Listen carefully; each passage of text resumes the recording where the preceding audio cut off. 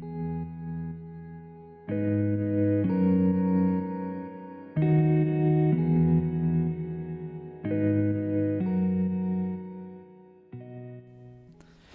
this is Gary 007 and welcome to my channel. This is Avorion and we're talking about armor and shields. I actually wanted to do a video on this a while ago, but I haven't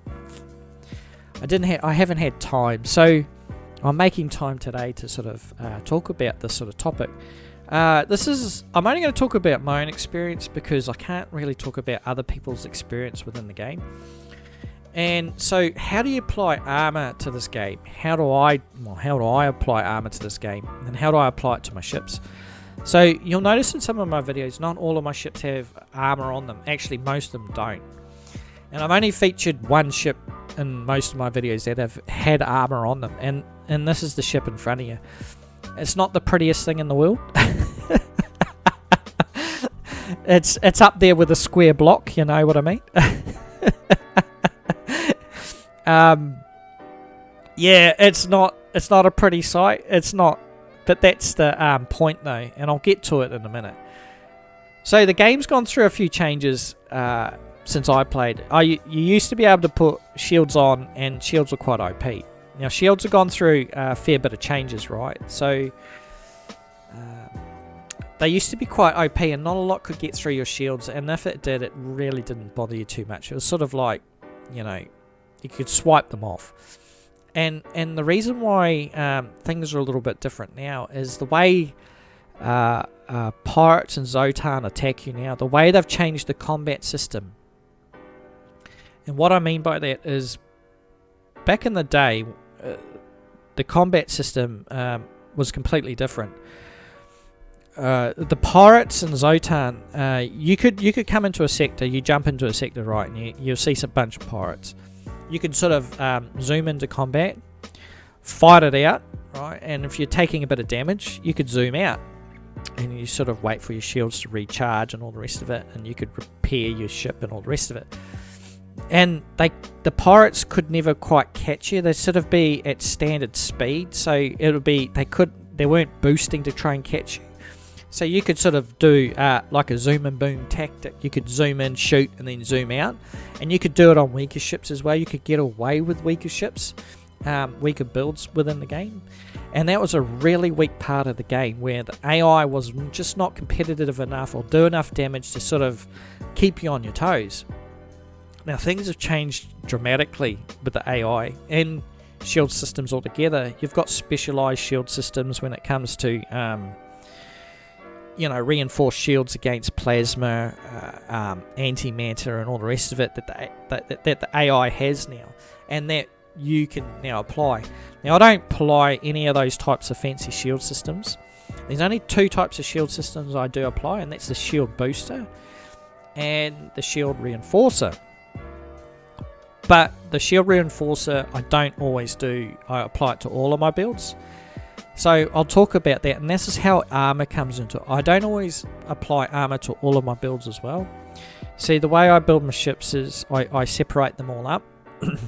So I don't build a marauder dreadnought that does everything type vessel. The ships that I design do a role that I want them to do in the game.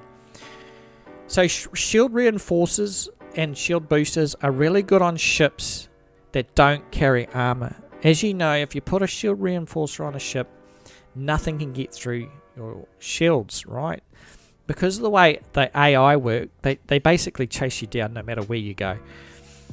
And they boost up, and they can catch up to you in a bit of a running race, right? So having a shield booster on is really good, because there's a lot of pulse cannons that get thrown at you that pierce through the shields. I just noticed that a lot of the AI, have pulse cannons on them, and torpedoes that can sort of penetrate shields. So a shield reinforcer is really good. Of course, there's a negative impact on that, and that is it reduces your shield HP. And I'm just trying to think if it's 60% or 40% or 70% negative installation. So it reduces your shield HP by negative 60% maybe. So that's the downside of having a shield reinforcer. The upside is you have a mobile ship. You don't have to have armor on the ship. The ship just you're able to keep the maneuverability on a ship with a shield reinforcer. So you can put hull blocks on the outside. You can put fancy blocks of aerials and all the rest of it that stick out of your ship. However, if your shield goes down, as you know, you're in a lot of trouble, and you have to get out of dodge, basically. So how do you apply armor? So when I apply armor to a ship, I look at the role it's going to play. So this ship in front of me, I've only featured it once. It's an ugly ship, but it's designed to do a role, and that is to be, it's a raider. It's a boss killer, basically. It's designed to go on to the front line and just smash the enemy. It's not there to make any fancy 180 turns, or it's not a dodge fighter. You know, it's none of those things. It is a dreadnought, pure and simple. It's not there to do barrel rolls. It's not there to boost away. It is there to go straight into combat and take hits. That's the whole point of my own design when it comes to a dreadnought like this. And I apply thick armor. I don't muck around with thin plate armor. You can't really have layered armor on a ship. That doesn't really work. Everything is based around HP. So a block like that is 17,000 HP, right? A block like that is 53,000 HP. You kind of get my point of how I put armor on. I put thick plates of armor on, and I don't muck around, like, because I have to take a hit. I can't run from a fight. I need to take a hit. So you're probably thinking, well, don't you just put shields on? I do put shields on, and this is the point I'm going to try and make to you. I don't run a shield enforcer on a ship like this. I will put a shield booster on it. I'll probably put a couple on it, but I will forego the shield reinforcer.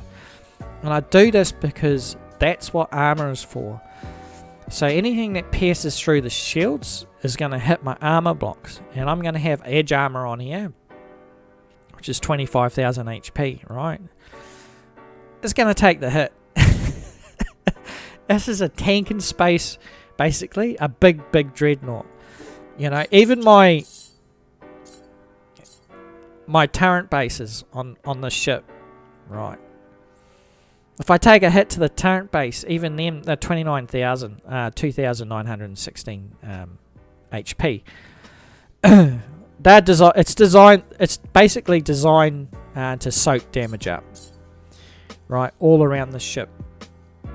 And I don't run a reinforcer. I might run another shield on it, so I can get up to 100 million shields. If pulse cannons come at me, torpedoes come at me, and they get through my shields, it's fine. You know, I can take that hit. So that's how I sort of run armor in my fleet. I apply it or I don't apply it, and you either use extra space instead of putting armor on it.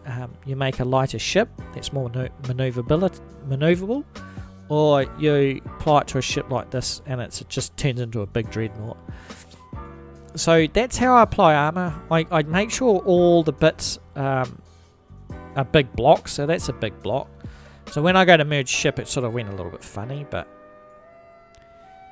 at the end of the day, there's nothing sticking out of the ship as well. There's no aerials. There's nothing that's really sort of like a ship over there where I've got like a lot of, you know, crew quarter like flashy bits, and all the rest of it hanging off a ship like this.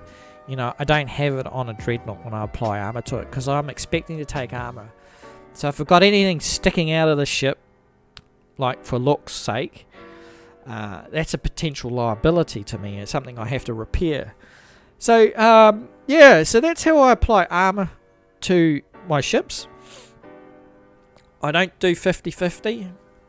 You know, you're either in or out as far as I'm concerned when it comes to it, because I'd rather use the system slot for something else if I don't have to use a shield enforcer. So reinforcer, sorry. So yeah, that's that's all I have to say on that topic. Leave a like, hit the subscribe button, and yeah, alright, see you in the galaxy. Bye.